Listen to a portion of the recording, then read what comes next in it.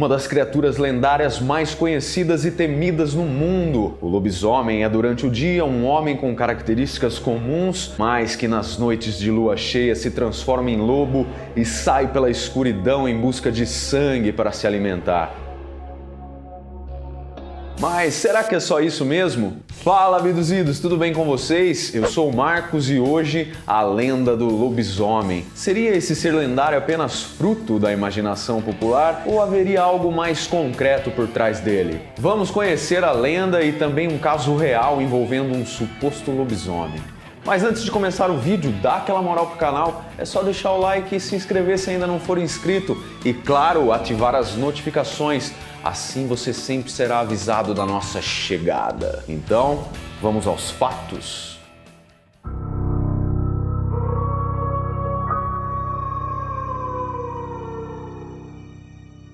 Apesar de estar muito presente no nosso folclore, a lenda do lobisomem teria surgido na Europa. Os relatos mais antigos sobre esse ser levaram os estudiosos a concluírem que sua origem está na Grécia Antiga. Um dos relatos fala de um rei chamado Licaão, que teria sido punido por Zeus após tentar matá-lo. O rei era conhecido por realizar o sacrifício de humanos viajantes.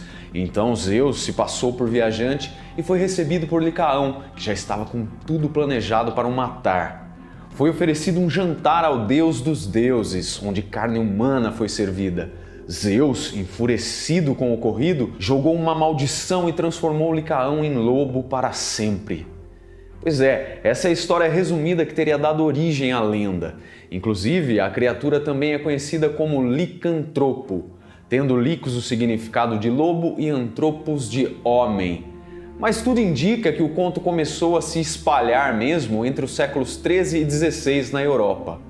Reza a lenda que, inicialmente, um homem foi mordido por um lobo e ficou enfeitiçado. Assim, nas noites de lua cheia, ele se transforma adquirindo garras de lobo e um corpo coberto de pelos e sai uivando em busca de seu alimento predileto, sangue. Carne fresca humana, no caso, né? Essa face da história, inclusive, é a que mais gera medo entre as pessoas, principalmente entre a população rural.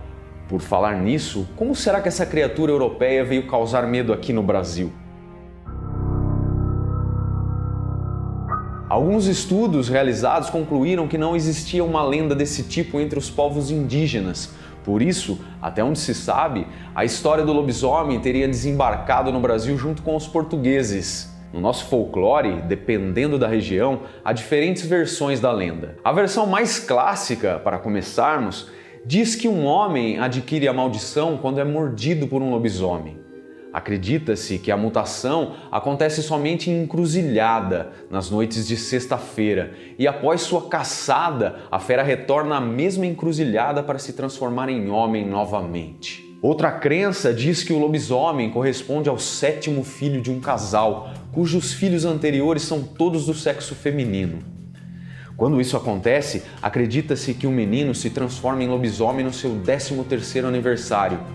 Outros relatos dão a entender que, na verdade, o lobisomem era um homem nascido depois que a mãe tivesse 7 filhas, embora versões da lenda falem que se nascessem 7 filhos homens, o 8º filho também seria um lobisomem. Existe também uma versão de cunho moral relacionando a mutação ao filho nascido de um incesto. Outro conto diz que o lobisomem seria um raptor de bebês não batizados e que esses bebês estariam propensos a adquirirem a terrível maldição histórica.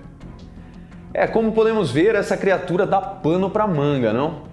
Até em obras de ficção eles estão presentes e com características bem diferentes. Na saga Crepúsculo, por exemplo, eles vivem em bando e são conhecidos por se transformarem em lobos gigantes quando querem ou quando estão descontrolados. Eles não dependem da lua cheia e só matam vampiros. Já o Professor Lupin de Harry Potter, o meu preferido inclusive, é um exemplo da maldição clássica, pois ele foi mordido por outro lobisomem e quando se transforma na lua cheia, vira uma besta incontrolável. Mas será que essa criatura é mesmo só uma lenda folclórica de cunho moral e religioso que ensejou várias obras ficcionais?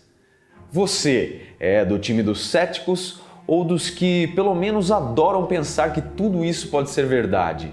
Suponhamos que ele exista do jeito que reza a lenda. como você acha que ele faz para viver escondido, para se alimentar? Em geral, no nosso folclore, acredita-se que o menino acometido desse mal é uma criança saudável e normal. Mas, na puberdade, a maldição se manifesta.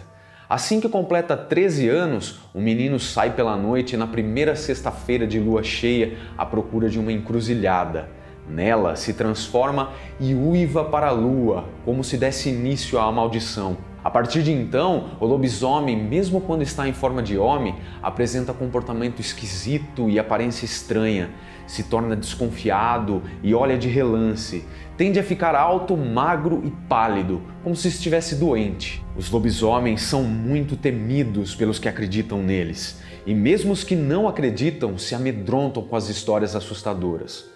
Matar um lobisomem é uma tarefa muito difícil, pois ele é muito ágil e feroz. Assim, a única forma segura, se é que é possível, é atirar em seu coração com uma bala de prata ou atingi-lo com algum artefato de prata.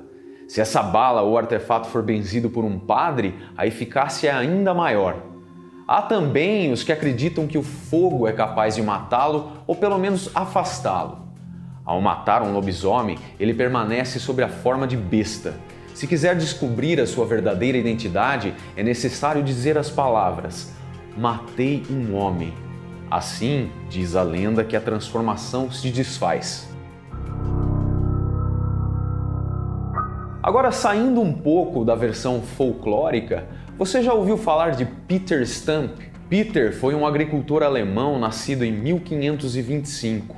Acusado de ser um serial killer canibal, ficou conhecido como o lobisomem de Bedburg. As histórias envolvendo Peter Stump são realmente assustadoras, pois guardam semelhanças sinistras com a lenda do lobisomem.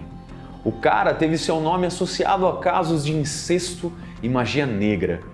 Entre os anos de 1564 e 1569, os corpos esquartejados de 14 crianças e 2 mulheres grávidas foram encontrados nas florestas de Bedburg. Logo, Peter foi associado aos fatos.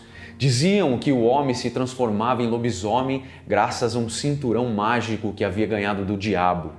Capturado, Peter foi brutalmente torturado até que confessou que era mesmo envolvido com magia negra desde sua infância. Essa confissão foi um prato cheio para alimentar a lenda. O homem foi condenado e executado em outubro de 1589, tendo sua cabeça decapitada e jogada em uma fogueira.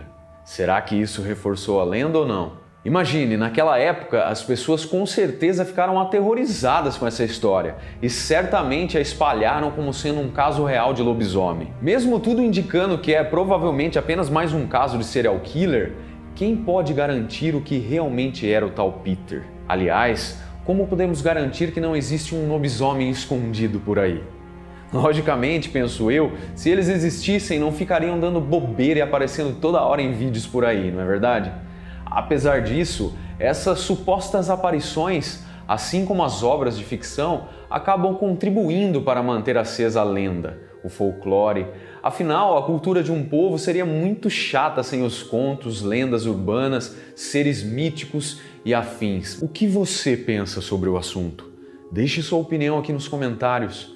Eu vou ficando por aqui, obrigado por assistir e até o próximo vídeo.